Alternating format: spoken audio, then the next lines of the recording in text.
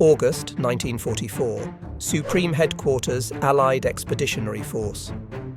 General Dwight Eisenhower stood over a map of France, red pencil in hand, planning the next objective for the Allied advance. The breakout from Normandy had finally succeeded after months of brutal hedgerow combat. Now they needed to exploit the opening before the Germans reorganized. He was calculating distances, supply requirements, realistic timelines. The phone rang. "General, this is Third Army operations. General Patton reports he's captured Avranches." Eisenhower checked his watch. 6 hours. He'd given Patton authorization to move toward Avranches 6 hours ago. "That's impossible," Eisenhower said. "Avranches is 40 miles from his current position. We just issued the order." Brief pause on the line. "Sir, General Patton's staff reports he began moving before receiving the order. He anticipated it." Eisenhower closed his eyes. Of course he did. Of course Patton had already started before getting permission. The phrase that would become his standard response to Patton's movements escaped almost involuntarily. "Good God, he's already there." It wouldn't be the last time he said it. Over the next 3 weeks, that phrase would be repeated so often it became a running joke at headquarters. Because Patton wasn't just fast, he was operating at a tempo that violated every principle of conventional military doctrine, and he was about to prove that speed itself could win wars. Operation Cobra had finally cracked the German defensive line in Normandy. Massive aerial bombardment followed by armoured assault punched through fortifications that had stalled Allied progress for months. The Normandy hedgerows were a nightmare, ancient earthen walls separating small fields, each one a ready-made defensive position. Progress was measured in yards per day, casualties were horrific, entire divisions ground down fighting for ground they could measure in football fields. Then Cobra broke through. General Omar Bradley's First Army advanced 20 miles in the first push, 20 miles in days instead of weeks. It was considered a spectacular success. Allied planners began calculating how to consolidate the gains, bring up supplies, prepare for the next methodical advance. Eisenhower activated Patton's Third Army and gave him simple orders: exploit the breakthrough, find the weak points in German lines and push through. Patton heard exploit and understood conquer France. He'd been waiting months for this moment, sidelined after the slapping incidents in Sicily, watching other commanders get the glory while he trained troops and planned. Now he had an army, an opening, and permission to move. What happened next would redefine mobile warfare. Military doctrine in 1944 emphasized methodical advance. Seize an objective, consolidate your position, bring up supplies and reinforcements, then advance to the next objective. Repeat. This approach minimized risk, maintained supply lines, and prevented overextension. It was cautious, careful, and slow. Patton threw out the entire doctrine. His orders to division commanders were brutally simple. Keep moving, that's it.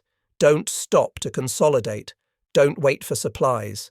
Don't worry about flanks or rear areas. Just keep moving forward. If you encounter resistance, bypass it if possible. If you must fight, fight fast and keep moving. The results were staggering. Day 1, 20 miles advanced, respectable. Day 2, 30 miles, impressive. Day 3, 40 miles, unprecedented.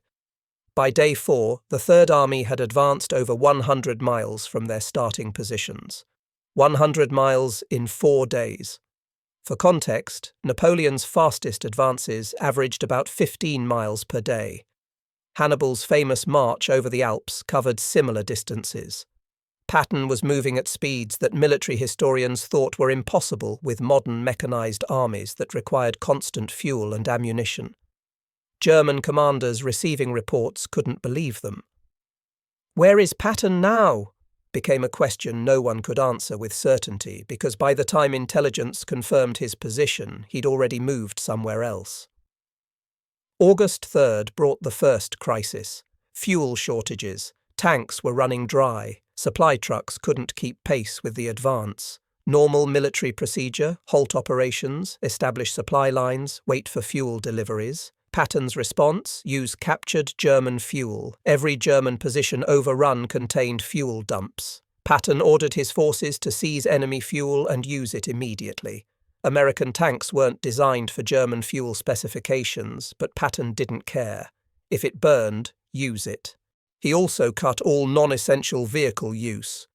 Staff cars, transport trucks, anything not directly contributing to combat was parked. Fuel went to tanks, tank destroyers, and armoured infantry carriers. Nothing else. His officers protested. This was dangerous. What if the captured fuel damaged engines? What if supply lines were cut and they were stranded? Patton's answer became legendary. Speed is protection. The Germans can't shoot what they can't catch. He understood something that traditional commanders didn't. In modern mechanized warfare, staying still was more dangerous than moving fast. A stationary army could be targeted, surrounded, destroyed. A moving army disrupted enemy planning faster than Germans could respond. Every hour Patton advanced was an hour German commanders wasted trying to figure out where he'd be next. The improvisation worked. Third Army kept rolling. Eisenhower faced a command dilemma unlike anything in his experience. His staff officers were panicking. Patton was over 100 miles ahead of the nearest supporting forces. His flanks were exposed, his supply lines stretched impossibly thin. A German counterattack could cut him off and surround entire divisions. Standard military doctrine said to halt Patton's advance, consolidate positions, shore up flanks, establish proper supply infrastructure. But Eisenhower was watching something extraordinary unfold. Patton wasn't just advancing fast, he was collapsing German defensive positions through sheer momentum. Every report showed German units retreating in confusion, unable to establish defensive lines because Patton bypassed them before they could dig in. Allied intelligence intercepted German communications showing complete chaos. Commanders requesting orders couldn't get them because higher command didn't know where American forces were. The risk was real. Patton could be surrounded and destroyed if Germans organized an effective counterattack. But the opportunity was equally real. If Patton kept moving, he might break German resistance across the entire region.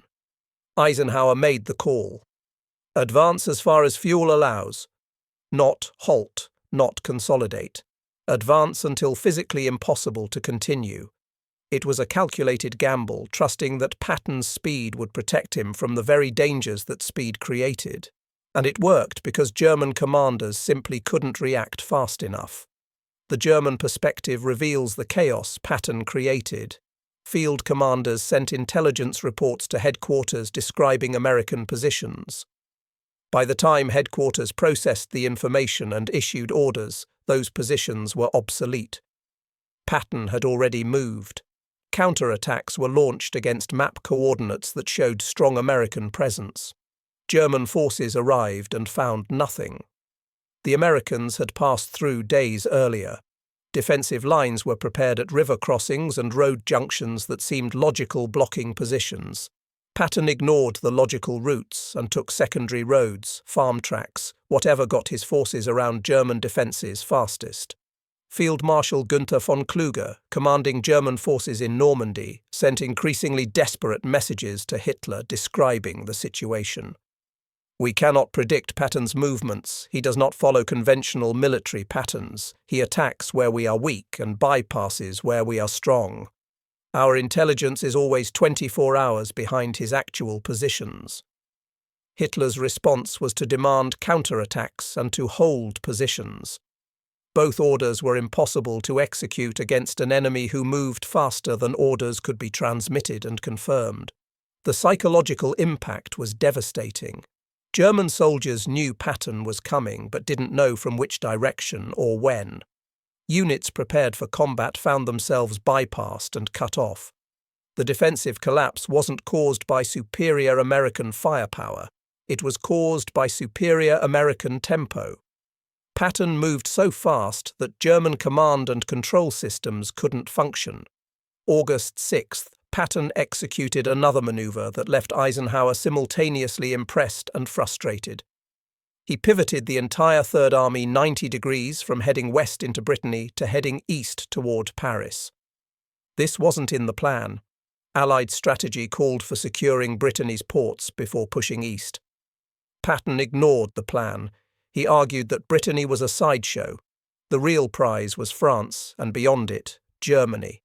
Every day spent capturing ports was a day Germans could use to rebuild defences.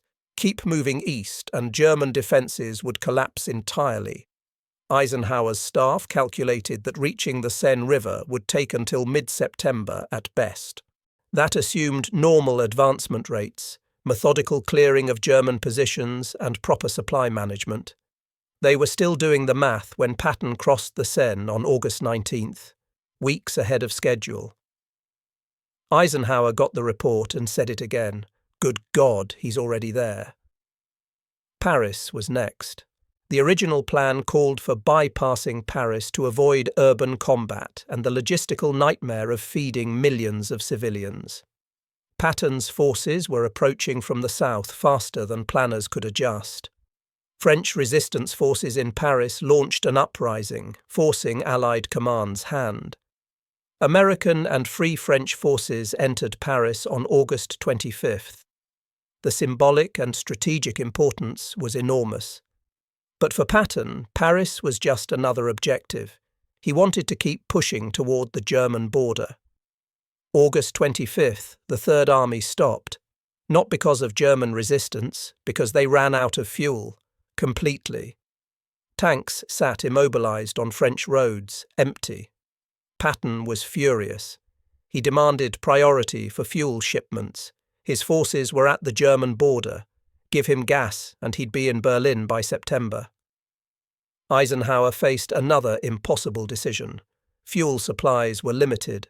The Red Ball Express was running maximum capacity but couldn't supply everyone simultaneously. British forces under Montgomery were pushing north toward Belgium and Holland. Montgomery requested priority for supplies to execute Operation Market Garden, an ambitious airborne assault intended to cross the Rhine and enter Germany from the north. Eisenhower had to choose. Give fuel to Patton, who'd proven he could advance incredibly fast, but whose supply lines were dangerously stretched. Or give fuel to Montgomery, whose advance was slower but more methodical and sustainable. Eisenhower chose Montgomery. The decision remains debated by historians. Patton believed he could have ended the war in 1944 if given the fuel. Montgomery's Market Garden ultimately failed, suggesting Eisenhower backed the wrong commander. But at the time, the decision was defensible. Patton had advanced so far so fast that supporting his position was legitimately difficult, and the risks of him being cut off and surrounded were real. Patton's frustration during the forced halt was legendary. He told anyone who would listen that he'd given 5 gallons of blood for every gallon of gasoline, and now he was being forced to sit and watch while the Germans rebuilt defences. His diary entries from late August and September are filled with rage at Eisenhower, at Montgomery, at the supply system, at anyone he could blame for stopping his advance. He wasn't wrong about the strategic opportunity. The German army in France was shattered. Their defensive lines were broken. September 1944 was the moment of maximum German weakness. If Patton had been given unlimited fuel and permission to keep advancing, he might genuinely have reached Germany before winter. But the logistical reality was that supply capacity couldn't support his tempo. The Red Ball Express was already performing miracles, keeping him supplied as far as he'd gotten. Asking for more wasn't unreasonable, but it was impossible. The halt gave Germans time to reconstitute defensive lines along their own borders. The quick victory Patton envisioned became a grinding advance through fortified positions. The war would last another 8 months instead of potentially ending in 1944. Whether that's Eisenhower's fault for not supplying Patton, or just the inevitable reality of logistical constraints, remains a question historians debate. The statistics of Patton's August 1944 advance are staggering when compiled. 3 weeks from Normandy breakout to the German border. Over 400 miles advanced. Hundreds of towns and cities liberated. Tens of thousands of German soldiers captured or killed. Relatively low Allied casualties because speed prevented Germans from organizing effective resistance. The Third Army consumed more fuel per day than entire armies in previous wars used in months. Patton's forces were burning through supplies at unsustainable rates and somehow staying operational through improvisation and aggressive exploitation of captured enemy resources. The advance disrupted German strategic planning for the remainder of the war. They never recovered the initiative in France. Every subsequent German operation was reactive, responding to Allied movements rather than dictating the tempo of combat. And the psychological impact on both sides was profound. Allied soldiers believed they were winning and that victory was inevitable. German soldiers believed they were facing an unstoppable force that couldn't be predicted or countered. Morale matters in warfare. Patton's advance did more for Allied morale and more damage to German morale than months of grinding combat could have achieved. The phrase, "Good God, he's already there," encapsulates Eisenhower's complex relationship with Patton perfectly. It's admiration, it's disbelief, it's frustration, it's recognition that managing Patton was impossible because Patton didn't wait to be managed. He acted and then informed higher command what he'd accomplished. Traditional command hierarchy flows top-down. Commanders issue orders, subordinates execute. Patton inverted this. He anticipated what orders should be, executed them preemptively, and presented Eisenhower with accomplished facts rather than asking permission. This drove Eisenhower crazy. It also won battles. Every time Eisenhower said, "Good God, he's already there," he was acknowledging that Patton had once again done something that shouldn't have been possible. Captured an objective that was supposed to take days, advanced past positions that should have stopped him, executed maneuvers that doctrine said were too risky, and succeeded every time. The frustration was that Eisenhower couldn't plan around Patton because Patton moved faster than planning cycles. The admiration was that Patton delivered results exceeding anything Eisenhower could have ordered him to accomplish. Military historians studying Patton's August 1944 campaign identify several factors that enabled his unprecedented speed. First, he understood that logistics didn't have to be perfect, just sufficient. Traditional commanders waited until everything was in place before moving. Patton moved with whatever he had and improvised the rest. Second, he delegated aggressively. His division commanders had clear objectives but complete freedom in execution. If they saw an opportunity, they took it without requesting permission. This decentralized command structure allowed rapid adaptation to battlefield conditions. Third, he accepted risk. Every mile advanced was a mile further from support, a mile more exposed to counterattack. Patton calculated that speed mitigated those risks by preventing Germans from organizing responses. He was right. Fourth, he ignored doctrine when doctrine conflicted with opportunity. The book said to consolidate after advancing. Patton said to keep moving and consolidate later. The book said to secure flanks before advancing. Patton said flanks secure themselves if you move fast enough that enemies can't reach them. The book was written for conventional warfare. Patton was fighting unconventional warfare and winning. The German High Command's assessment of Patton after the war reveals how deeply he'd impacted their thinking. Captured German generals in interviews identified Patton as the most dangerous Allied commander, more feared than Eisenhower, Montgomery, or any other Western Allied general. Not because he had more troops or better equipment, because he moved unpredictably and aggressively in ways that German doctrine couldn't counter. One German general stated, "Patton didn't fight by the rules. He created his own rules. We spent the war reacting to him instead of executing our own plans." That's the ultimate compliment from an enemy. The admission that Patton dictated the tempo and terms of combat, forcing Germans into reactive posture from which they never recovered. Field Marshal Gerd von Rundstedt, commanding German forces in the West, reportedly said Patton was the most dangerous man the Allies had. High praise from a commander who'd faced every major Allied general and singled out Patton specifically as the greatest threat. The debate over whether Eisenhower should have prioritized Patton's advance in August-September 1944 continues among historians. The case for Patton is compelling. He'd proven he could advance faster than anyone thought possible. He was at Germany's doorstep in late August. German defences were shattered. Giving him fuel and priority might have ended the war in 1944, saving millions of lives and preventing the Battle of the Bulge, the final German offensive that killed tens of thousands in December 1944. The case for Eisenhower's decision is equally strong. Patton's supply lines were dangerously extended.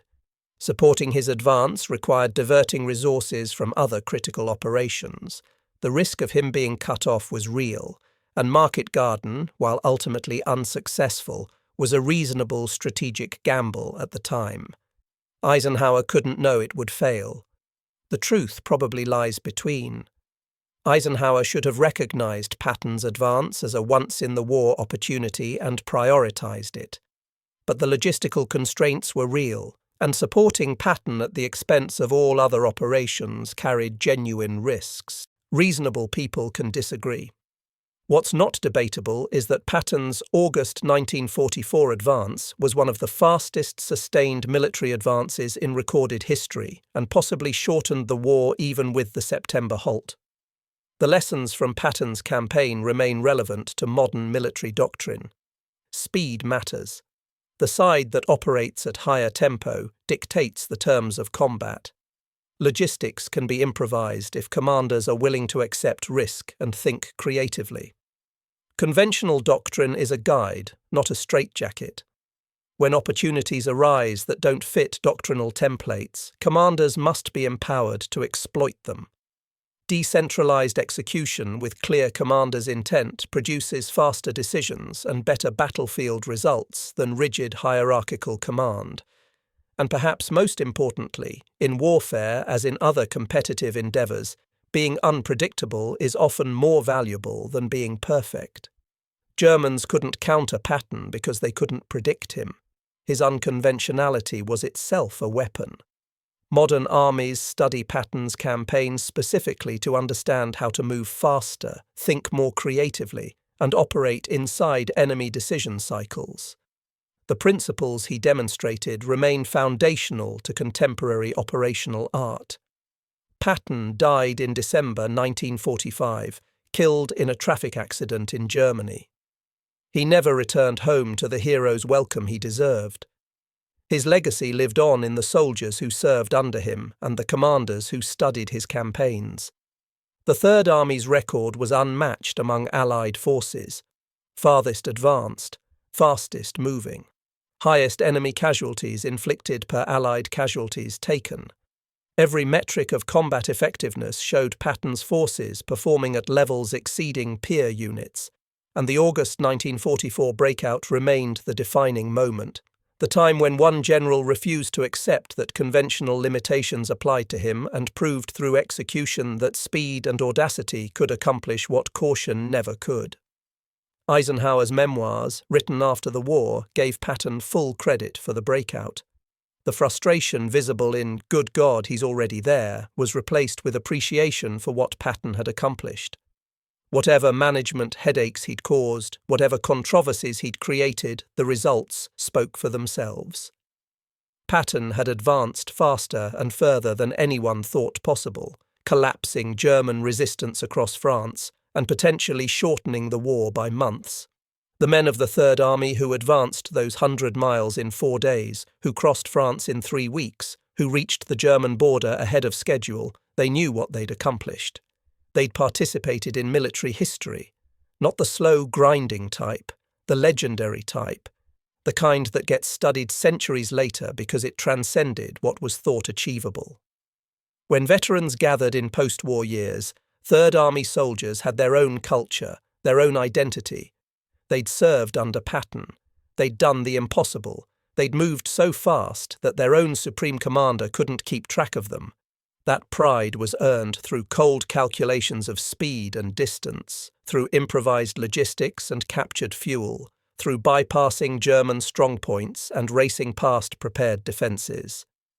It was earned by trusting their commander when he said keep moving and following that order even when it seemed suicidal. Because Patton understood something fundamental. In mobile warfare, momentum itself is a form of protection. You're safer moving fast than staying still. The Germans can't kill what they can't target. And they can't target what they can't find.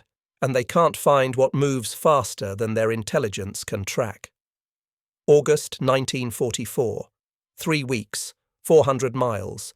The fastest sustained advance in modern military history, accomplished by a general who refused to accept conventional limitations and a supreme commander who, despite frustration and occasional disbelief, gave that general freedom to operate at his own tempo. "Good God, he's already there," said in exasperation, said in admiration, said in recognition that some men don't wait for permission to do the impossible. They just do it and inform you afterwards. That was Patton. That was the Third Army. That was the August breakout that proved speed could win wars. And every time Eisenhower looked at a map and saw Patton miles ahead of where he should be, ahead of schedule, ahead of expectations, ahead of everyone, the phrase came automatically. Good God, he's already there, where he shouldn't be, doing what he shouldn't be able to do, winning battles by moving too fast for enemies to fight him. That's not just military excellence, that's military genius, the kind that breaks rules and writes new ones, the kind that doesn't ask if something is possible, just makes it happen and lets history sort out how. Patton made it happen. The Third Army made it happen. And in 3 weeks, they changed the war.